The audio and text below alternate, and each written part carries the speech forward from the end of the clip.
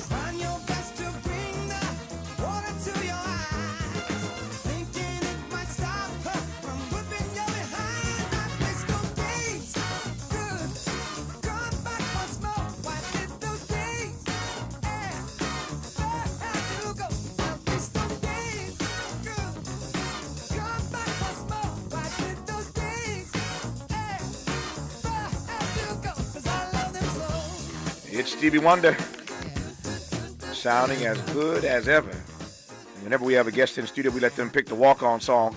And this is what he picked. Turn it up, Miles.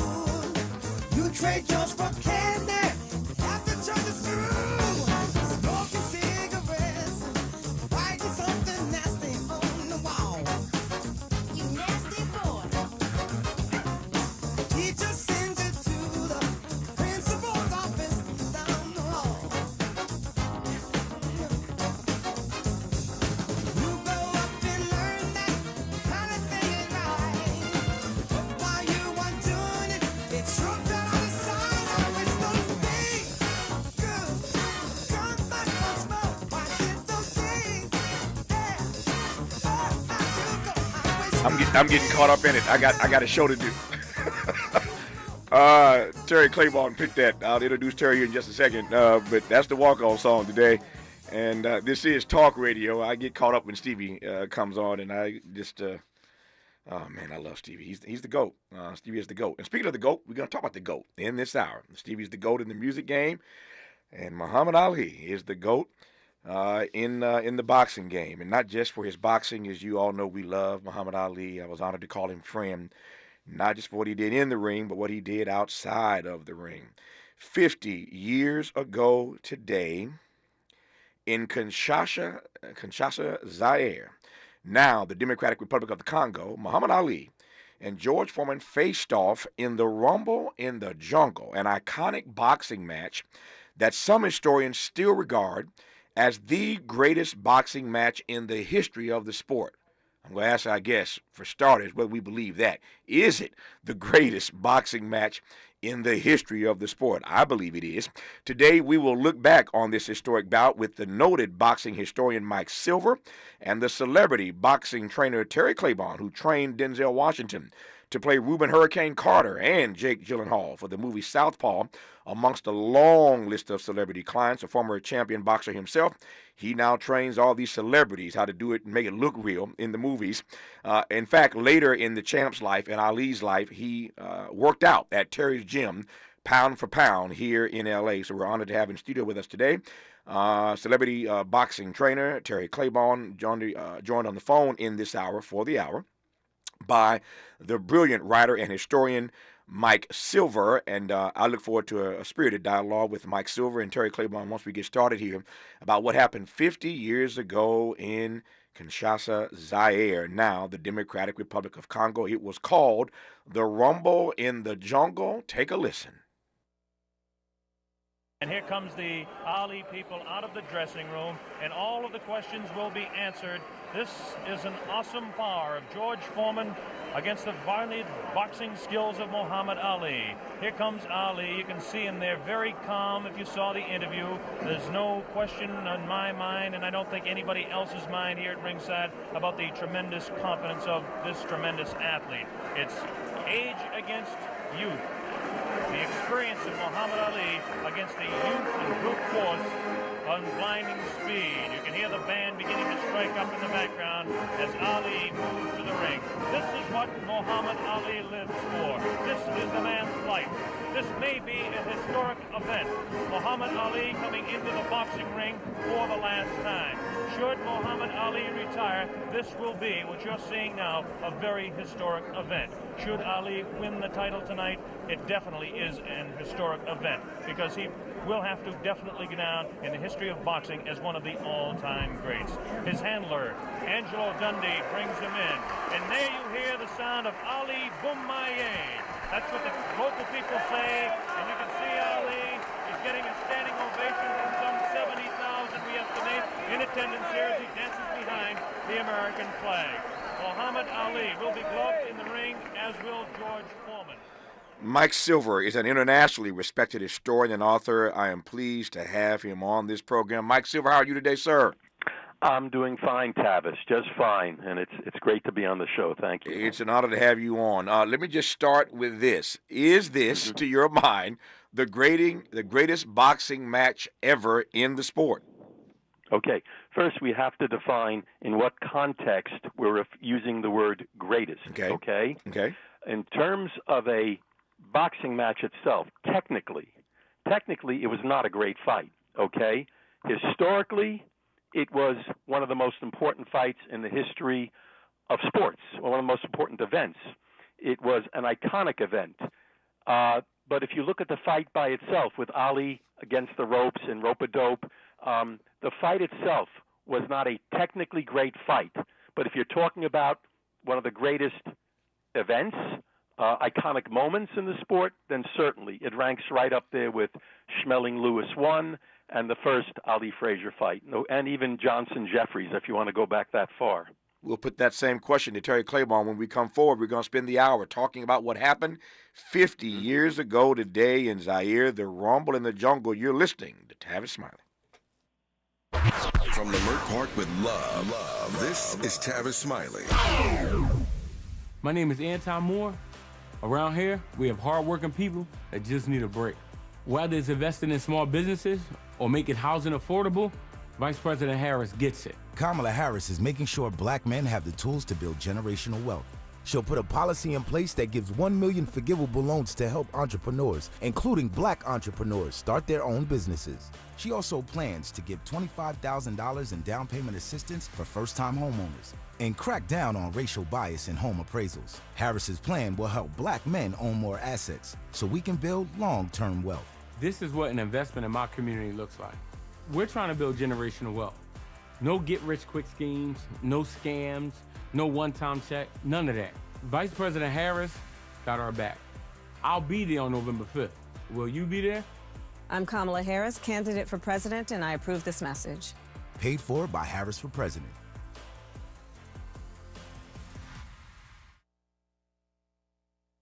Make a move into a home of your own. With City National Bank's Ladder Up Home Loan Grant, you could receive up to $20,000 that you never need to pay back. Use it toward your down payment, save on closing costs, or to buy down your mortgage rate. Find out more at cnb.com/ladderuphome. City National, here for every stage of the journey. Property must be in a qualifying market in California, New York, or New Jersey. Additional terms and conditions apply. Not all applicants will qualify. Terms are subject to change without notice. City National Bank is an equal housing lender. Member FDIC. NMLS number 536994. This is Assembly Member Tina McKenna reminding you to vote for my girl, Sade Alawari, for State Assembly. Sade is a part of our community, and she's the partner I need in Sacramento to help fight for economic justice, affordable housing, health care, and so much more. Sade is just like us. She comes out of our community, and she spent years working in our community, bringing people together. That's why she's endorsed by Los Angeles Mayor Karen Bass, Supervisor Holly Mitchell, teachers, firefighters, and Planned Parenthood advocates. This is Tina McKenna, and I need you to make a plan to vote and to vote by Tuesday, November the 5th, for Sade Alawari for State Assembly. Ad paid for by Opportunity PAC, a coalition of teachers, nurses, faculty members, school employees, and public and private labor, healthcare, and environmental organizations. Ad committee's top funders, California Teachers Association, not authorized by a candidate or committee controlled by a candidate. Did you know that 1 in 6 African American men will be diagnosed with prostate cancer? This month, every time you purchase Gillette's family of products, they'll donate to support Movember. Whether you're looking for Gillette's Best Shave, a regimen to help prevent new shave irritation and bumps, or award-winning beard care products, every Gillette purchase can make a difference in the fight against prostate cancer.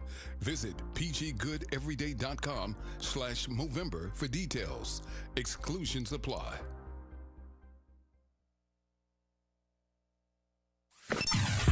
Sometimes he fails at fitting in, but we're okay with that. You're inside the Tavis Smiley Show. You are indeed with Mike Silver and Terry Claiborne as we look back on what many regard as the greatest fight in the history of the sport of boxing, the Rumble in the Day in Zaire.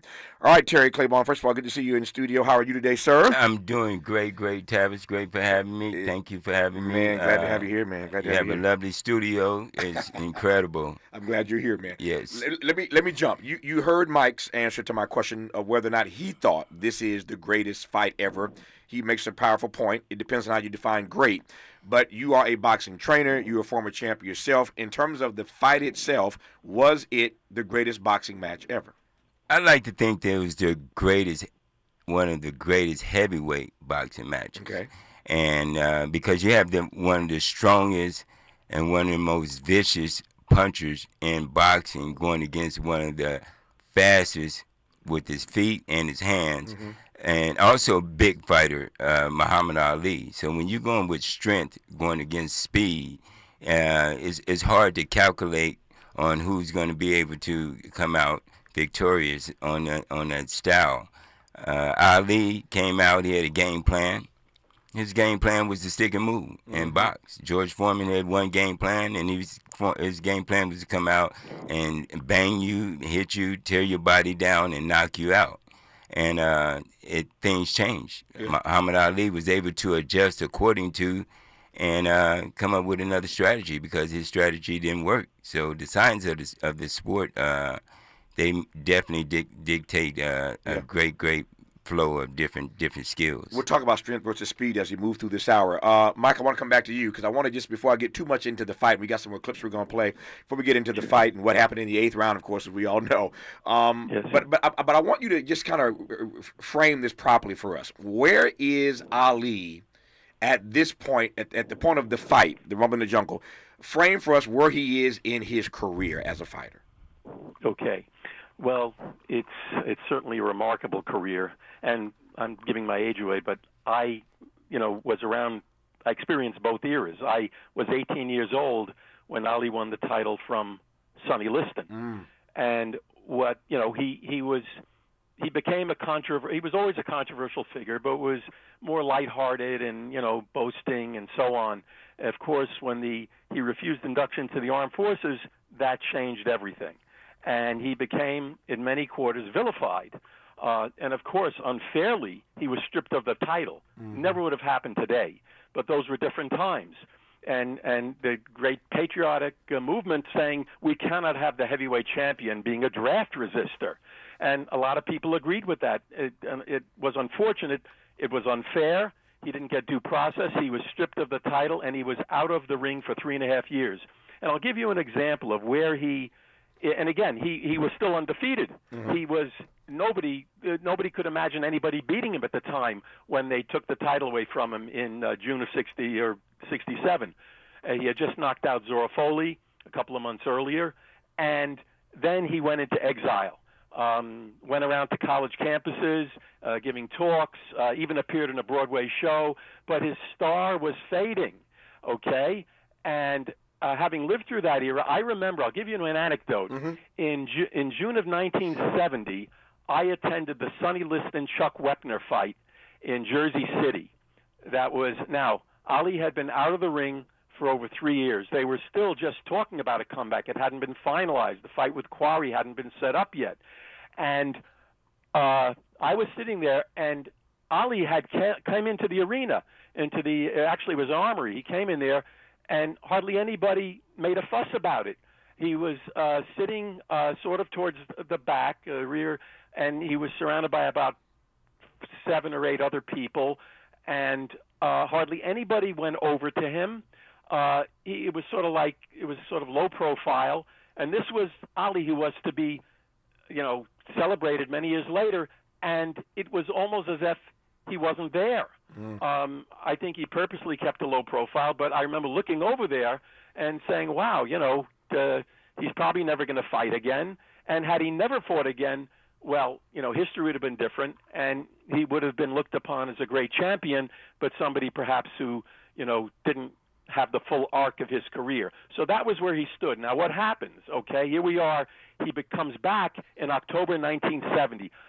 The greatest is back. And at this time, he was an anti-war protester. He had a huge number of people supporting him, especially amongst the young, college students and others. But it was exciting to have him back. And he beats Quarry in an amazing, location. Where did he? Everything about Ali was like magical and strange. He goes to, of all places, the heart of the South, Atlanta, Georgia, to fight his comeback fight against a white opponent. And it's just, the whole story is fascinating. And so he fortunately beats Quarry, cuts him, and they stop the fight. And then he goes in. Now, these were different times in boxing. Nowadays, he would be immediately put into a heavyweight title fight, even after 3.5 years. But in those days, no. Ali had to work his way back. Yeah. He fights the number 1 contender, Quarry. Then he goes against the number 2 contender, Oscar Bonavena. And he struggles. He's still rusty. He struggles for 15 rounds, but he knocks Bonavena out. Right. Now, everybody's excited because that set up the showdown, the showdown between Frazier and Ali. And unless you were around then, you can have no idea how big that was. Yeah. It was like a movie script. You had Frazier supporters who represented, the patriotic America, that, those who supported the war. And again, this was still, the Vietnam War was still going on.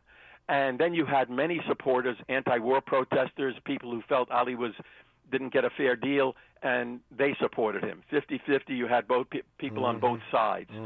And nobody was really sure who was going to win, because Frazier was on a streak. Ali had been out 3.5 years. He only had 2 tune-up fights. But a lot of people thought, it's Muhammad Ali. He's magic. He's going to win. Okay? And I remember, writing a story about it, beforehand. And again, I was in my early 20s I'm sorry, my late 20s. Okay. And I thought that, where are we now? Ali fights Joe Frazier, right? In the Garden. Ali fights in the Garden. The fight of the century, the Garden. Right. and he loses a decision. Mm-hmm. Now, he's become more popular actually in defeat in many ways because the mood of the country was changing also. The mood was going against the war. Right. Things were happening. This was becoming a different country. And so, but Ali has to work his way back up. And so he does. He starts fighting tough opponents, and he's fighting and winning. And then what happens? Okay? Yep. He loses to Ken Norton. And then he beats Ken Norton, but he looks vulnerable. Okay? Yeah. He's lost to Frazier. He's lost to Norton. In the interim, Joe Frazier wins the heavyweight title. Yeah. In incredible fashion. He annihilates Joe Frazier, the fighter who, wiped out, who beat decisioned Muhammad Ali. And then, he loses on a 2-round knockout. And Foreman looks unbeatable. Yeah. Unbeatable. So by the time we get to Zaire, what are people's expectations specifically of Ali? I want to get Terry back in a second here. But by the time we get to Zaire, what are people's expectations of Ali at this point in his career? At this point in his career, a lot of people thought that maybe he would be hurt seriously. Got it. Fighting George Foreman. And they really were worried about him. That's what I was pushing towards. So now, Terry Claiborne, when you see the fight, given that people thought that Foreman was a tough opponent, that Ali might get hurt, tell me, I'm not trying to color this any more than this, tell me what you saw from Ali in this fight. Well, from boxing experts, we look at Ali and we didn't think that he was going to get hurt because most people are looking at George Foreman as he's this big guy and he's going to bang him down. But Muhammad Ali was just as big as George Foreman, and he was really, really fast. And like you said, his game plan is to stick and move. And I didn't think, at that time I was really young, and all I knew was Ali, shuffle, move your feet, fast hands. Right. But for the most part now, looking at that fight, Ali, I felt that he was going to go in there and adjust to whatever comes to play because that's how he fights. He has no certain type of style. And George Foreman only had one way. And so I thought Ali would come in and do what he did as far as adjust to another strategy if it didn't work. Yeah. And that's what he did. He wanted to stick and move and hold, and that didn't work. So George Foreman wanted to go in there and bang him out and knock him out. And once Ali, around the 5th round, when Ali came and started feeling the ropes and started doing the math and saying, I can lean back on these ropes and make him miss, grab and hold him and tie him up and wear him down this way, opposed to moving around, sticking and moving, trying to tire him out, that's not going to work. He found that out. And so when he started doing the rope-a-dope, he seen that it was working, and he started taking his energy away that way. And that's a great fighter. He's able to adjust to whatever is going on. And if one plan doesn't work, you had to go to something else. When you look at this fight now, Terry, 50 years later, you made a powerful point earlier I want to come back to.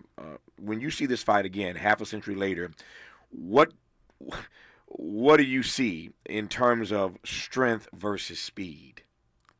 I see that the strength is I know what the strength is. Strength can fade just like speed, but speed can last a lot longer than strength because speed is moving and strength is pressure. Right. So I would take the speed over strength, especially if I have it with my feet and my hands. Right. Because you're able to move, and then you're able to throw these punches in combinations, and you're able to maneuver out of the way of the punch. But I think one of Ali's greatest tools in that fight was his ability to take a punch. Yeah. He got hit with some good shots, and he took them.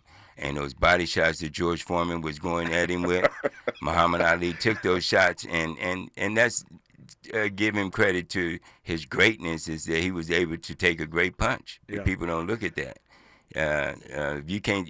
Ali's been knocked down a few times, about 3 or 4 times. Every time he got up, and that means you could take a good punch. George Foreman, he could take a good punch as well, but when you get fatigued, tired, exhausted, hey, that punch is more effective. Here's what happens in the 8th round. Play it for me, Miles. protecting his face at all times, does Ali. Foreman throwing more punches now. Maybe this could be the tactic of Ali to let the man punch himself out. 30 seconds left in round 8. Very even fight. Ali, a sneaky right hand. Another sneaky right hand. This time he works over the shoulder of Foreman.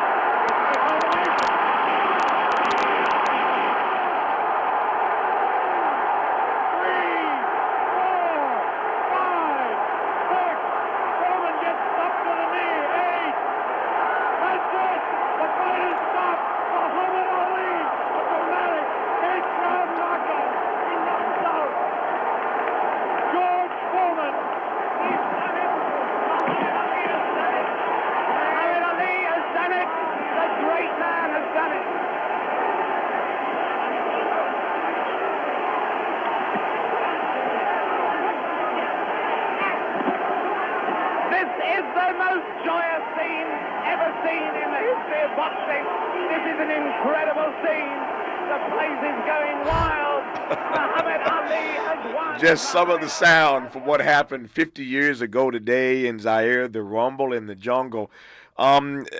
What's amazing about this, we'll come back to that round in the fight in just a second here. What's amazing about this, Mike, very quickly, we got 2 minutes and we'll continue when we come forward. But the persons who were calling the fight, you didn't hear it just there. But one of the persons calling this fight ringside was also my friend. I lived with him when I first moved to L.A., the late great, the greatest player I think to play football, Jim Brown. Jim Brown was one of the announcers at that fight, Mike. Right, that's right. And he was also, how do you like this for irony? There's so many ironic moments in this history. Jim Brown was also the announcer when Ali, when then known as Cassius Clay, beat Sonny Liston. Mm-hmm. He was the ringside announcer. I love what Terry said about the body shots, because people forget that. Ali took tremendous body punishment in that. It's amazing how he was able to stand up. It had to be one of the strongest heavyweights. I'd love to ask Terry a question. If he was in Ali's corner, because Dundee was screaming up at Ali, "Don't stay on the ropes, don't stay on the ropes," which they didn't know what was going through Ali. Ali knew, having all this experience, that he would get exhausted. He couldn't, in that heat, sustain moving and sticking for 12 rounds or 15 rounds. Would Terry have, what would Terry have said once, Ali started staying on the ropes? Would he have agreed that, yeah, okay, if you think this will work, do it? Or would he have, said, like, screaming like Dundee said, stop it, get off the ropes? It turned out that Ali was perfectly right, because he was such an intuitive genius. We will get, hold that thought, we will get Terry Claybone's response to that. I love when guests ask guests questions. This is getting good. I love this. I want to hear Terry's response as well. And so we'll do that. I've got some more sound for you from this fight. You have to hear Ali after the fight. You heard the announcers, but it ain't ever over until you hear what the champ had to say. So we'll give you some of Ali and his commentary after that fight. We'll get Terry's response to that, and more with Mike Silver and Terry Claybone. We come forward talking about the Rumble in the Jungle 50 years ago in Zaire. You're listening, and I'm glad about it, to Tavis Smiley. Helping to stretch your moral and political imagination. This is Tavis Smiley. Paid for by government.com. Did you know? The United States Mint has issued a new Morgan silver dollar coin in proof condition for the first time. Not only that, they are also minted in 99.9% pure silver for the first time ever in history. Coin experts are calling this an amazing opportunity for anyone that knows the enduring popularity of Morgans. But you must hurry. Only 400,000 of these legal tender silver dollars were issued. These first ever Morgan silver dollars are brand new with stunning mirror-like finish, minted by the iconic San Francisco Mint. Call now and you're guaranteed a new first ever 99.9% pure silver proof Morgan dollar. To learn more, call 1-800-973-9717. If you order now, you will receive a free coin collector bonus pack, a $25 value, free with every order. Call 1-800-973-9717 now to secure your new Morgan silver dollars before they are gone. That's 1-800-973-9717. I'm Bree Wood with 4 things you should know from BIN News. Airlines are now required to refund passengers automatically for canceled or significantly delayed flights. Under the Department of Transportation's new rules, airlines will be required to provide cash refunds promptly without customers needing to ask. Nearly 7 in 10 Americans say the upcoming election is stressing them out. That's according to a new survey from the American Psychology Association. The possibilities for political violence and the economy were among the top worries on Americans' minds. California will soon be the first state to ban single-use propane canisters like the small green ones used for camping. The law, signed by Governor Gavin Newsom, takes effect in January 2028. And Americans are expected to spend $11.6 billion on Halloween this year. That's according to a National Retail February survey. That includes mostly costumes, decorations, and candy. Get BIN News on demand 24/7 at BINnews.com. Hi, I'm Kyle at Blindster.com. At Blindster, we offer custom-made faux wood and real wood blinds and shutters, cellular shades, Roman shades, bamboo shades, exterior shades, and more, all at factory direct prices. Don't pay too much for new blinds. Go to Blindster.com. Is this the time? This is the KBLA Sports Minute with Ray Richardson. The Dodgers will try again tonight to get that World Series championship. The Yankees offense woke up Tuesday night in Game 4, 3 home runs, including a grand slam, 9 hits, and 5 stolen bases. The revival led to an 11-4 beatdown. The Dodgers are up 3-1 in the series. If the Dodgers don't finish off the Yankees tonight, Game 6 is Friday here in L.A. Interesting game for the Lakers tonight at Cleveland, LeBron's home area. LeBron's son Bronny was born in Cleveland on October 6, 2004, just 3 weeks before LeBron began his second NBA season with the Cavaliers. Bronny has not played in the Lakers' last 3 games. Lakers coach J.J. Redick may feel some pressure to put LeBron and Bronny on the floor together to satisfy Cleveland fans. 4 p.m. tip-off local time. The Clippers are at home tonight against Portland. The Clippers are looking for their first regular season home win in the Intuit Dome. No debates, no speculation, just the info you need. That's your KBLA Sports Minute. I'm Ray Richardson on KBLA Talk 1580. Girl, I have a secret. When I get stressed out, I get sweaty. That's why I use Secret Clinical Antiperspirant. It's like my own secret weapon. For 72 hours, I get Secret's strongest protection against sweat caused by stress, heat, and activity, because you know how crazy life can get.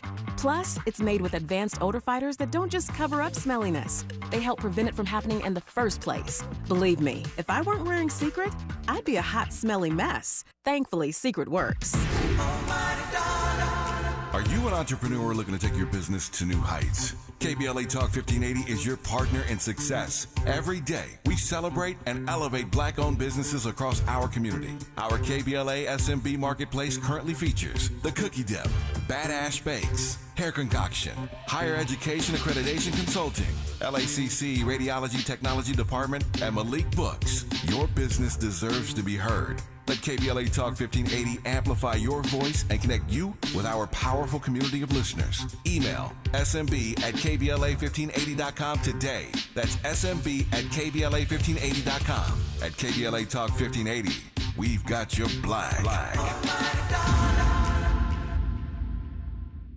Moments like hearing my cat purr good morning mean a lot to me. But after being diagnosed with metastatic breast cancer, or MBC, which is breast cancer that is spread to other parts of the body, they mean even more. I take Ibrance, palbociclib. Ibrance 125 milligram tablets with an aromatase inhibitor is for adults with HR-positive, HER2-negative MBC as the first hormonal-based therapy. Ask your doctor about Ibrance and visit Ibrance.com. Ibrance may cause low white blood cell counts that may lead to serious infections. Ibrance may cause severe inflammation of the lungs. Both of these can lead to death. Tell your doctor right away if you have new or worsening symptoms, including trouble breathing, shortness of breath, cough, or chest pain. Before taking Ibrance, tell your doctor if you have fever, chills, or other signs of infection, liver or kidney problems, are or plan to become pregnant, or are breastfeeding. Common side effects include low red blood cell and low platelet counts, infections, tiredness, nausea, sore mouth, abnormalities in liver blood tests, diarrhea, hair thinning or loss, vomiting, rash, and loss of appetite.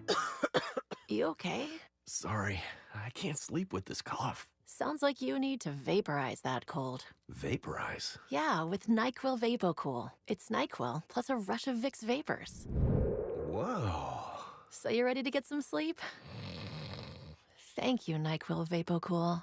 NyQuil VapoCool, the vaporizing nighttime coughing, aching, fever, best sleep with a cold medicine. And to vaporize sore throat pain, try Vicks VapoCool drops. Use as directed. Keep out of reach of children. I was so excited when I heard the sandwich was back.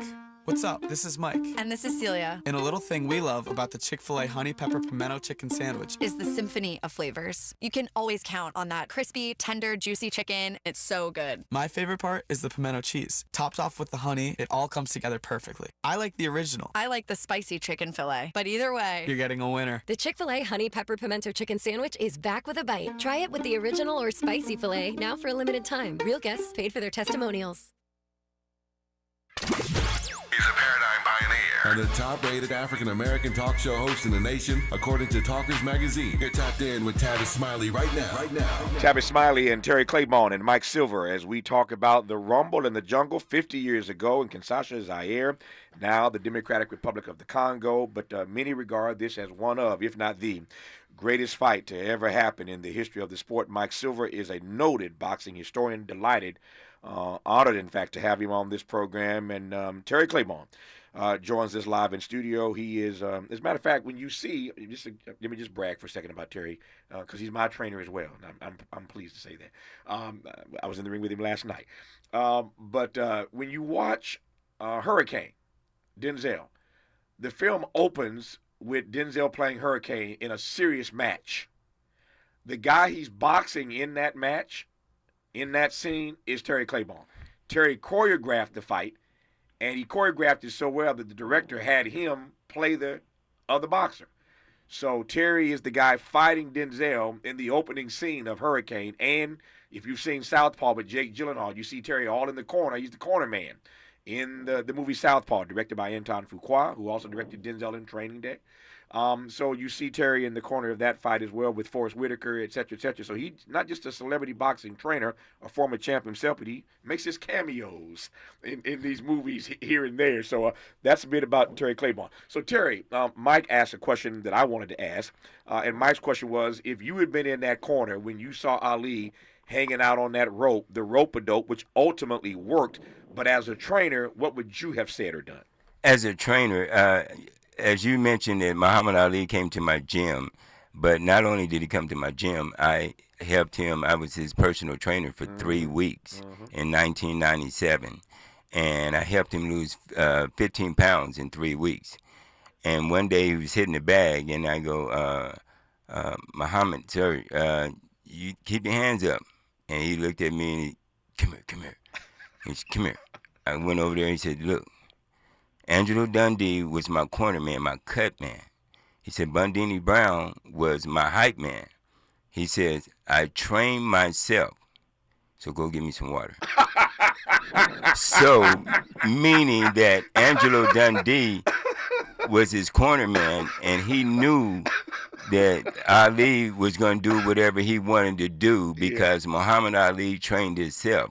There's no trainer out there prior to that time that was running around jumping up and down on his toes and sticking and moving like that. Muhammad Ali was the first heavyweight to ever move like that. So if I was Angelo, I would have been, at the beginning I would have been telling him, hey, get off the ropes. But when you start watching the fight and see that, hey, look, he's making him miss, he's tying him up, he's walking him back, he's making him miss, tying him up, walking him back, he's still talking, getting in his head.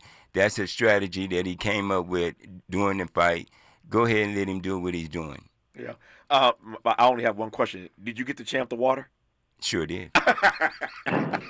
Real quick. Okay, Miles, I want to play this clip. This is from 50 years ago today in Zaire, the Rumble in the Jungle. So you heard, we played a clip earlier of Ali's entrance. Ali, Boombaye, Ali, Boombaye. We played, of course, what happened in the 8th round when it all came to a close. But now you get a chance to hear the champ. Play the champ, Miles.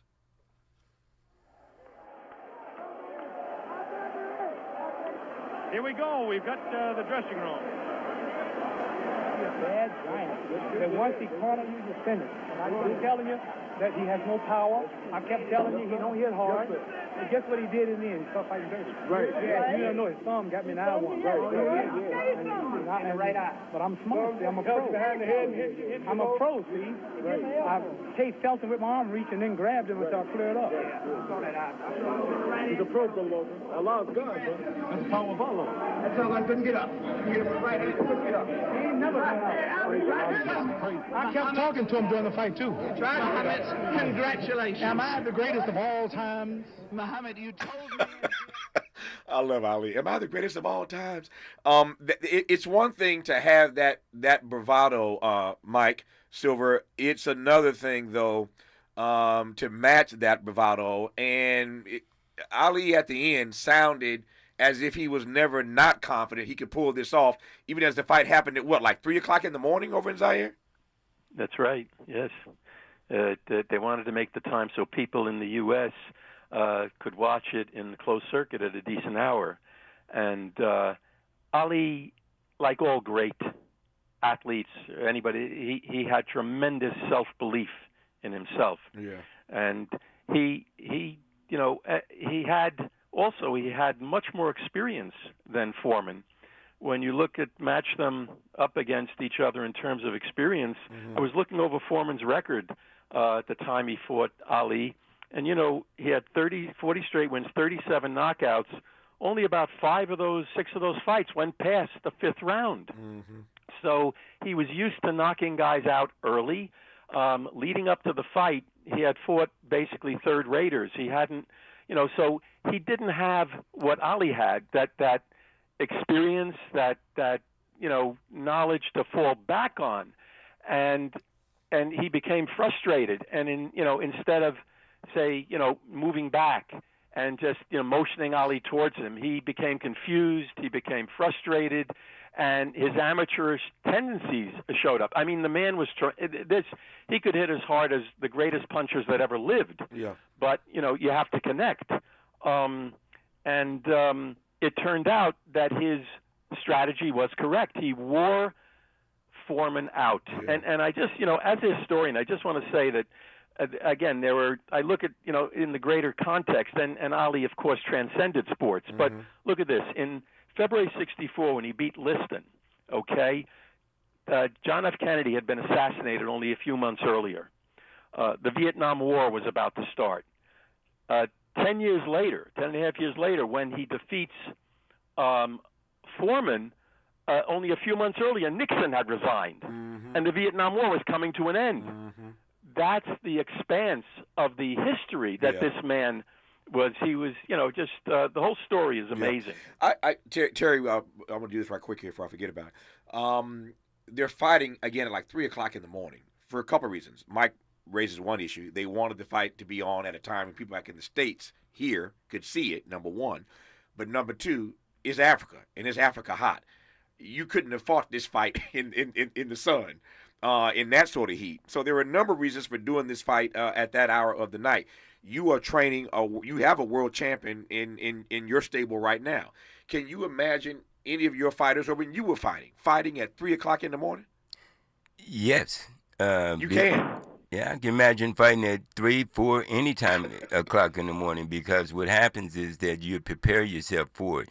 You train at a certain time, and you eat at a certain time, you run at a certain time, and you get accustomed to that time, so that way you be able to be prepared for the 4 o'clock or 3 o'clock a.m. that you're going to fight at. And the fighter is taught to have no excuse. Right. You know what you're getting yourself into. And a fighter, if you're a good trainer, you're training your fighter, hey, no excuse. But I noticed one thing about him in that fight, Muhammad Ali, when he first got in the ring, he was yawning. Yeah. And I was like, you know what I'm saying? I was like, wait a minute, did he just yawn? You better wake up. You better wake up fast. Yeah, but he was moving, but he was yawning. Our guests are Terry Claiborne and Mike Silver. We're talking about the Rumble in the Jungle 50 years ago in Zaire. When we come forward, a bit more of Ali on that day, 50 years ago today. You're listening to Tavis Smiley. From California to the Carolinas, everybody's listening to Tavis. More when we come forward. My name is Anton Moore, Around here, we have hardworking people that just need a break. Whether it's investing in small businesses or making housing affordable, Vice President Harris gets it. Kamala Harris is making sure black men have the tools to build generational wealth. She'll put a policy in place that gives 1 million forgivable loans to help entrepreneurs, including black entrepreneurs, start their own businesses. She also plans to give $25,000 in down payment assistance for first-time homeowners and crack down on racial bias in home appraisals. Harris's plan will help black men own more assets so we can build long-term wealth. This is what an investment in my community looks like. We're trying to build generational wealth. No get-rich-quick schemes, no scams, no one-time check, none of that. Vice President Harris got our back. I'll be there on November 5th. Will you be there? I'm Kamala Harris, candidate for president, and I approve this message. Paid for by Harris for President.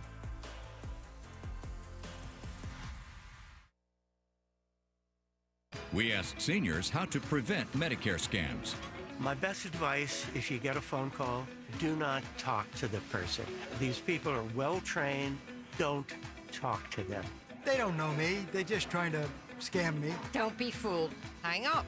Just hang up. Never give out your Medicare number. They're going to get your number to put in a false claim. If I get a call from someone, I don't pick up the phone. And should I pick up the phone and they ask for information, then I hang up. How do you detect Medicare fraud? Just like I check my credit card statements, I check my Medicare statements monthly. Scammers can get a hold of your number, order medical devices through your account, and you're not even going to know about it if you don't look at your statement. Check your statement every month. If you get your statement and you see something that you know you did not have done, you report it. Call your senior Medicare Patrol. To report Medicare fraud, call the Senior Medicare Patrol at 855-613-7080. Hey, can you blow up some balloons for Jack's party? I can't. I'm so congested. You need Sinex Saline from Vicks. Sinex Saline Nasal Spray? Yeah, just Sinex. Breathe. Sinex Saline instantly clears everyday congestion associated with colds and year-round allergies with a gentle, ultra-fine mist that's no mess and easy to control. Daddy, we need more balloons. On it! Enjoy life's important moments without congestion. Try Sinex Saline from Vicks. Just Sinex. Breathe. Use as directed. Mommy, want to play a game with me and Dad? Mommy's not feeling good. You need to vaporize that cold. Vaporize? Yeah, with Dayquil VapoCool. It's Dayquil plus a rush of Vicks vapors. Whoa. Come on, honey. Let's let Mommy rest. You guys are amazing. And so is Dayquil VapoCool. Dayquil VapoCool, the vaporizing daytime coughing, aching, fever, power through your day medicine. And to vaporize sore throat pain, try Vicks VapoCool drops. Use as directed. Keep out of reach of children. Freedom is an endless meeting. So let's get back to it with Tavis Smiley. Everybody stop talking now. Attention. I told you, all of my critics, I told you all that I was the greatest of all time when I beat Sonny Liston. I told you today I'm still the greatest of all time.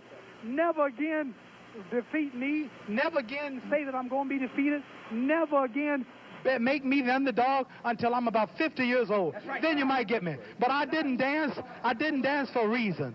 I wanted to make him lose all his power. I kept telling him he had no punch. He couldn't hit. He's swinging like a sissy. He's missing. Let me see your box. I hadn't started dancing yet. You can't say my legs are gone. You can't say I was tired because what happened? I didn't dance from the second round on. I stayed on the ropes. When I stay on the ropes, you think I'm doing bad. But I want all boxers to put this in the page of boxing.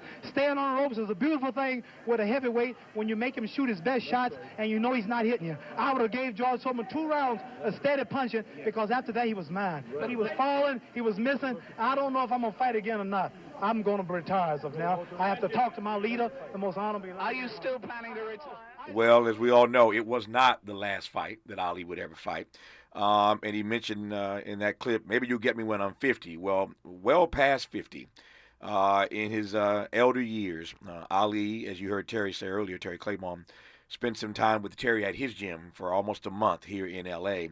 And Terry, as a guy who, was a champion fighter yourself, and you have your own gym here, when the champ walks into your gym for almost a month and works out with you every day, like how do you process that? Like how does that feel all these years later? It feels great because I have someone that I can always say that I've learned a lot from him. I mean, he taught me that I was great. You know, he said, don't assume that I just walked into your gym. He said that, you know, everyone is different, and that's what makes you great, is being different. And that's the reason why he was he's the greatest of all times, and because he was different, because he talked a lot, he did a lot of different things, and then also he fought different, and he always won. And if you're different and you winning, you're gonna be great. Yeah, Mike. Let me ask you an impossible question: should Ali have stopped after the Rumble in the Jungle? Ideally, yes. What else was there for him to accomplish, boxing-wise? He had absolutely reached the summit. There was nothing more really to do after that. I believe if he had retired after that fight, or even after the last Norton fight 2 years later, I think he would still be alive today. I think that the terrible punishment he continued to take when he should have retired, and don't forget, he began to go into fights out of shape, and the rope-a-dope, which worked for the Foreman fight, wasn't intended to be a strategy for every other fight that he did, and that was unfortunate because it cost him a lot. It really cost him a lot. 50 years ago today, the Rumble in the Jungle in Zaire, again, many still regard it as the greatest fight in the history of boxing. Certainly the spectacle was all that and then some. Our remaining moments with Mike Silver and Terry Claiborne when we come forward on Tavis Smiley. This is getting good. Yeah, man. Tavis Smiley continues when we come forward. If you're like me, 60 and retired, making ends meet, especially here at the supermarket and drugstore, is tough. I'm so blessed to have found BenefitsCheckup.org. It's a free and confidential website from the National Council on Aging that connected me to $1,200 a year in programs that help pay for food, medicine, utilities, and more. Maybe it can help you. BenefitsCheckup.org. You know where you want to go in life, and City National Bank can help. City National knows the dedication it takes to build your vision for the future into a reality, and our team is here for you. We have a wide range of options to help, from personal savings accounts to interest-bearing money market savings accounts and more, all designed to help you get where you want to go. City National, here for every stage of the journey. Learn more at cnb.com. City National Bank is a subsidiary of Royal Bank of Canada, member FDIC. KBLA Talk 1580. We've got a lot to talk about. KBLA Talk 1580 reminds you, when we fight, we win. The Youth Justice Coalition is challenging America's addiction to incarceration and discrimination. YJC works to dismantle policies leading to mass incarceration, law enforcement violence, and the school-to-prison pipeline. Their approach: transformative justice, community intervention, free LA high school, legal defense, and system monitoring. YJC promotes safety without relying on prisons. Their goal: prevent system contact and help people exit the system through direct action, advocacy, and education. Want to get involved or need help? Call 323-235-4243. That's 323-235-4243. Join YJC in creating change. When we fight, we win. KBLA Talk 1580, your voice for justice. This is a community call to action from KBLA Talk 1580. Hey there, Los Angeles. This is James Lucky Jr., publisher and editor of Los Angeles News Observer. Are you hungry for news that matters to you in the African-American communities of Los Angeles? Well, buckle up, because we got the scoop you've been craving. Stay in the know and never miss a beat with our free weekly publications conveniently available near you.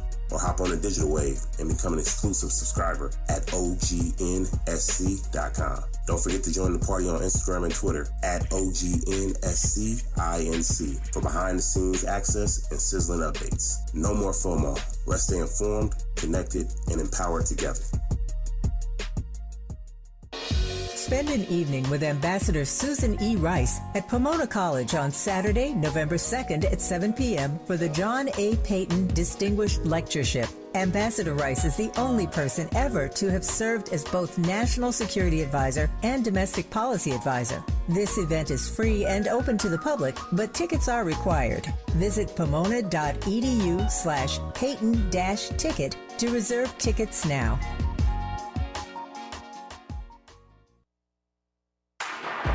Less monologue, more dialogue. Tavis Smiley continues right now. For another 4 minutes, what a joy it has been to been in dialogue with Mike Silver, noted boxing historian, and Terry Claiborne, a celebrity boxing trainer here in L.A., talking about the Rumble in the Jungle 50 years ago. I suspect, Mike Silver, they'll be talking about this fight 50 years from now. What say you? 100 years from now. Yeah. Of course. This is an iconic moment in boxing. Not only boxing history, it's a cultural moment. Yes. Because Ali transcended boxing. Don't forget, boxing was more important to the culture, popular culture then than it is now. I mean, the heavyweight champion was like the crowning of a king. Between 1892 and when Foreman became champion, there were only 26 world heavyweight champions. Yeah. And today it's a little different. All these organizations, they have 4 champions per division. But at one time, boxing rivaled baseball in popularity, and it was still part of the culture when Ali achieved his greatness. Now, it was a great fight 50 years ago. I had the honor. I've told this story before. I was just a kid working for Tom Bradley when Nelson Mandela was released from prison and made his way to the United States for his American tour. He made a stop here in L.A., down at City Hall in downtown L.A. I was a kid working for Mayor Bradley, and I was given one assignment by the mayor, Tavis, before Mandela comes outside on the steps of City Hall, go outside and bring these 2 people in. Mr. Mandela would like to meet these 2 persons before he goes outside to give the speech. I said, anything, Mayor, what should I do? He said, go outside and get Sidney Poitier and Muhammad Ali and bring them in here. Wow. And I knew that Mandela had been a boxer. Nelson Mandela was a boxer himself earlier in his life. He wanted to meet Muhammad Ali and Poitier before he went outside. And when Ali walked in that back door of the mayor's office, when I walked, and I was smart, Terry, I put myself right between Poitier and Ali. So when the camera started flashing, I'd be in that photo, right? I'm standing between Poitier and Ali, and these South Africans who are traveling with Mandela, 100 of them, start chanting, Ali, Boombaye, Ali, Boombaye. I'm caught up I wasn't in Zaire, but I'm in the mayor's office, and they're doing this chant. And when Nelson Mandela laid eyes on Muhammad Ali, Lord, you talking about a moment. It was an amazing moment. That's my story. I obviously, I love the champ. I interviewed him a number of times on radio and television. I sorely miss him all these years later, but this fight will never be forgotten. The Rumble in the Jungle 50 years ago in Zaire. Terry Claiborne, I'll give you the last word. I mentioned earlier that you are obviously an amazing trainer. You have a world champion right now who's about to defend the belt. Tell me about that right quick. Yes, her name is Kayla Attree. We call her Special K. Special K. And she's the IBA world champion, and she'll be going to Colombia on the 16th of November to fight. And we're looking forward to coming back here next year and doing some fighting in Hollywood, actually, with the Pound for Pound promotion. He's fighting male. He's training males, training females, got world champions, and made an hour to come in to talk to us about this amazing fight 50 years ago, the Rumble in the Jungle. Terry Claiborne, thank you, man. Appreciate you. All the best to you, sir. Thank you, champ. Had a great time. Loved having you here. Mike Silver, man, you made this conversation work with all that history. Thank you, sir. I appreciate it. Wherever Mike is. Thank you, Mike. I appreciate it. Thank you for your time. Just like that, 3 hours gone. Back here tomorrow. No. Tomorrow I am on travel. So tomorrow, Dr. Nee Corte will sit in for me tomorrow while I'm traveling back east to finish up my book tour for the Covenant with Black America 20 years later. Friday, I will be here, well, virtually, the best of Tavis Smiley on Friday. But thanks for tuning in today. And until tomorrow, and as always, keep the faith.